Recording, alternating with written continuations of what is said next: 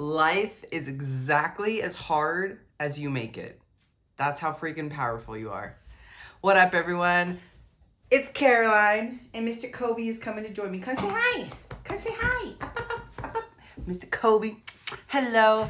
And we're just popping in, sharing my lived experience, life experience, all of the freaking golden nuggets I picked up along the way in hopes that you can learn from maybe some of my mistakes, or it can inspire you and empower you to take freaking back the steering wheel of your own life.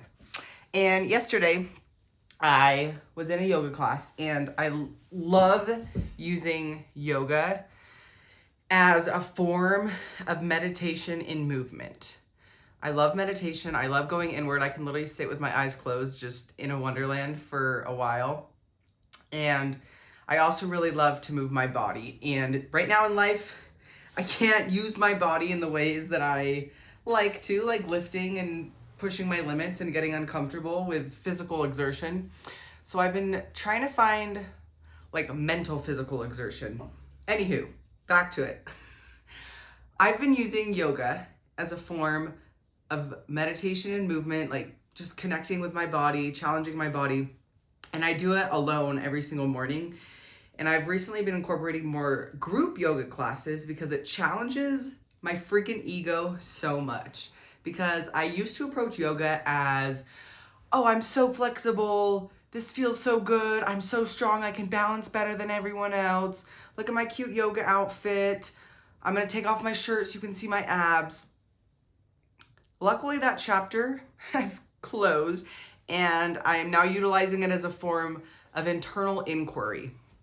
And the reason that I've been loving group yoga classes is because it challenges my ego so much more. Because every time those thoughts pop up of, oh, my shirt fell down, is everyone looking at my chunky stomach? Or, oh, this person next to me is balancing better than me and I just went over, I'm a stupid. Like all these silly thoughts that pop into our mind.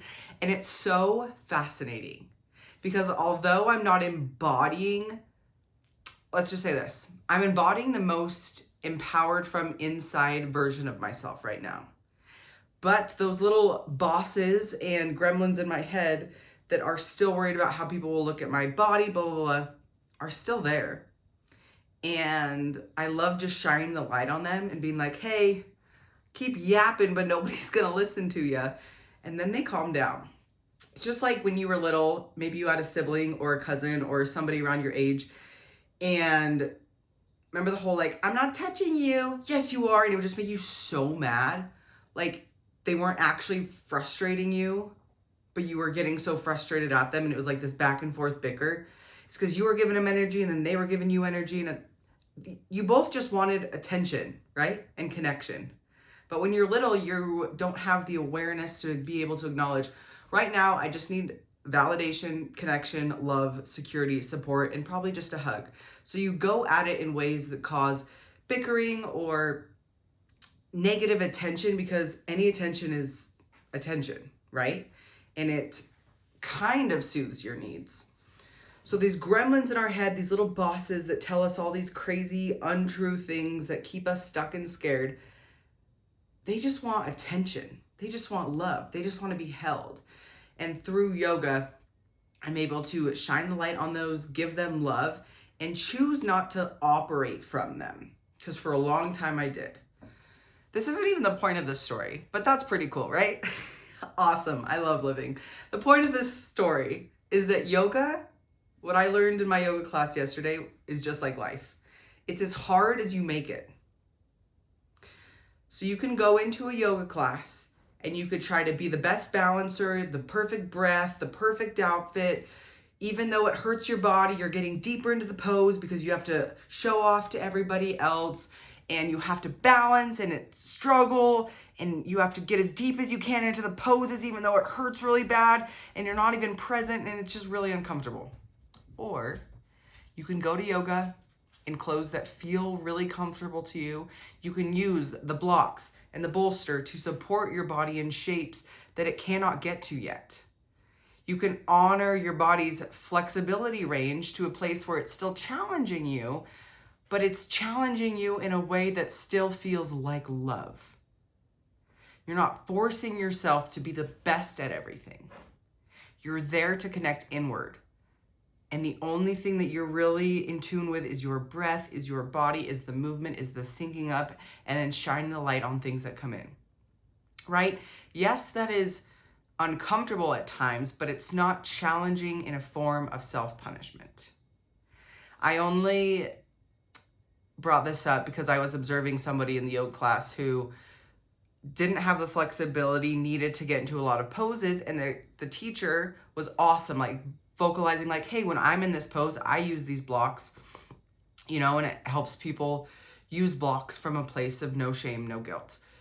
But this one person, I just saw the teacher go over and give them blocks a few times to get into some poses without, like, you could tell they were in pain, but they wanted to get that pose. And I was like, wow, how fascinating is that? That, I mean, they were there to meet the need that they needed to meet. So I was so glad they were on the journey, and it was so cool to witness that we also have no control over how hard or easy somebody takes it. We can offer the tools. We can be the example of look how easy and flowy life can be. I can give you the blocks, show you how to use the blocks, but it's up to you to surrender to that process. And as a coach, this is a lesson that I keep learning time and time again, because yes, I pour everything into, like, all the things that I create are from a place of, because I love to create them and they've empowered me. And if somebody else chooses to use them, that is freaking awesome.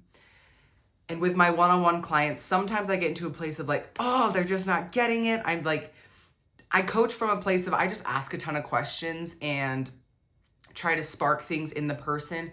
I don't really tell answers. I don't really answer your questions. I mean, unless it's something about knowledge, like the fitness or the nutrition or things that are very tangible. But with the self-inquiry, I just like to ask a lot of questions. And sometimes I get tied up in the, oh, this person still isn't seeing it my way. But that's perfect. Because then that challenges me, shines light on my gremlins, and it's just this awesome, like, I evolve alongside every single client that I take through my program. So yes, this was all over the place, like most videos, but moral of the story, life is as hard as you choose to make it. I've talked about it before on here.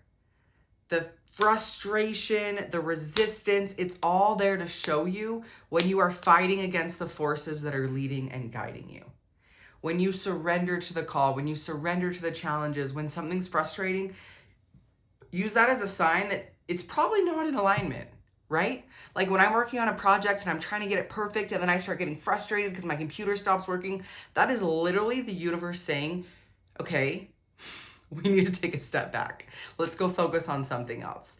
And there's been projects that I've almost come to creation and then it just feels like I'm forcing them together. And as soon as I let them go, regardless of how much time and energy I put into it, when I just let that go and move on to something that energizes me, that thing works out so much better. So stop making life hard.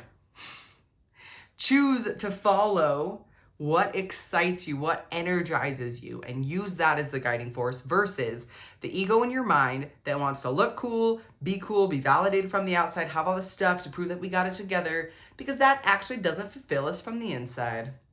Crazy. But I know you're only going to learn that when you've experienced it. So take those golden nuggets from me today. If you're watching this, challenge you to try a yoga class. See what comes up. Because your ego's going to be yapping the whole freaking time. It's so awesome. And if you're interested in diving in deeper, I have two awesome things going on right now. A behind the scenes project. It's called the 88-Day Devotional. So it's a little recorded meditation, self-inquiry that leads to some journaling or an activity for the day. It's ranging right now. I mean, it's still in creation mode, so I haven't done all 88 days, but right now, like 10 to 20 minutes every day, you're just going to pop in your earbuds, listen to this little devotional, and it's all about coming back to ourselves. That's going on. So if you have questions about that, I will drop the link below to my Instagram. You can DM me, comment. That's still in creation mode, so you're getting insight into something before it's finished. And then in 3 weeks, I am launching a group coaching program. So my traditional one-on-one coaching program. I've totally revamped it, given it a facelift. It's now a group coaching program because so much more golden nuggets in a group container. That is launching on April 7th. I invite you to follow the call if that has interested you, to apply for coaching, and then we'll hop on a call, see if it's aligned. And then if it is, I'll show you all the goodies, nuts and bolts. So again, follow me on Instagram. A website will be coming soon. Fill out the coaching inquiry form. Let's connect. You're a freaking rock star. Have a solid day, and we'll talk soon.